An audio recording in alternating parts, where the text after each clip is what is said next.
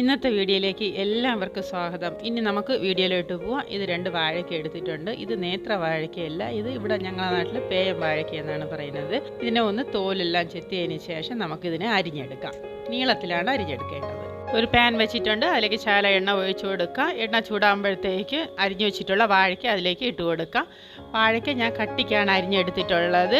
കട്ടി കുറച്ച് അരിഞ്ഞെടുത്ത് കഴിഞ്ഞാൽ അത് വെന്ത് വരുമ്പോൾ കലങ്ങിപ്പോകും, അതുകൊണ്ടാണ് കട്ടിക്ക് അരിഞ്ഞെടുത്തിട്ടുള്ളത്. ഇനി ഇതിനെ ഒന്ന് നമുക്ക് വഴറ്റിയെടുക്കാം. ഇത്രയും ആകുമ്പോഴത്തേക്കും ഞാൻ 2 കോവയ്ക്ക എടുത്ത് വെച്ചിട്ടുണ്ട്. അതിന് നീളത്തിൽ അരിഞ്ഞെടുത്തിട്ടുള്ളതാണ്. അതിനെ കൂടി ഇതിലേക്ക് ഇട്ട് കൊടുത്ത് നമുക്ക് നല്ലതുപോലെ വഴറ്റിയെടുക്കാം. ഇനി ഇതിനെ ഒന്ന് നമുക്ക് അടച്ചു വയ്ക്കാം. ഇനി ഇതിൻ്റെ അരപ്പ് നോക്കാം. തേങ്ങ, മുളക് പൊടി, മഞ്ഞൾപ്പൊടി, ചെറിയ ഉള്ളിയാണ്. എരിവൊക്കെ നിങ്ങൾ ആവശ്യാനുസരണമാണ് എടുക്കേണ്ടത്. ഇതിനി എല്ലാം കൂടി ഒന്ന് നമുക്ക് നല്ലതുപോലെ അരച്ചെടുക്കാം. ഫൈൻ അരച്ചെടുക്കേണ്ട, ചെറിയൊരു തരിതരിപ്പായിട്ട്. ഇത് വെന്തിട്ടുണ്ട്. ഇനി ഇതിലേക്ക് നമ്മൾ അരച്ചു വെച്ചിട്ടുള്ള അരപ്പിനെ കൂടി ഇതിലേക്ക് ഇട്ട് കൊടുത്ത് എല്ലാം കൂടി ഒന്ന് നല്ലതുപോലെ ഒന്ന് വശക്കണം. വശക്കിയതിന് ശേഷം നമുക്കിതിനെ ഒന്ന് നമുക്ക് അടച്ചു വയ്ക്കാം. ഒരു 10 സെക്കൻഡ് വെച്ചതിന് ശേഷം തുറന്ന് നോക്കാം. ഇനി ഇതിലേക്ക് നമുക്ക് ആവശ്യത്തിനുള്ള വെള്ളം ഒഴിച്ചു കൊടുക്കാം. നിങ്ങൾക്ക് എത്രത്തോളം ഗ്രേവി വേണോ അത് കണക്കാക്കിയുള്ള വെള്ളം ഒഴിച്ചു കൊടുത്താൽ മതി. ഇനി ഇതിലേക്ക് പുളിയും കൂടി ഒഴിച്ചു കൊടുക്കുക, ഉപ്പും കൂടി ഇട്ട് കൊടുക്കുക.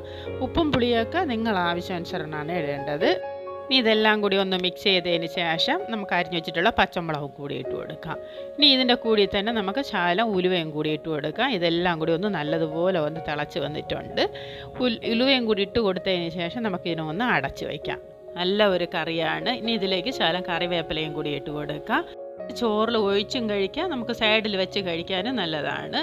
ഇനി അടുത്ത വീഡിയോയിലായിട്ട് കാണാം. Bye bye.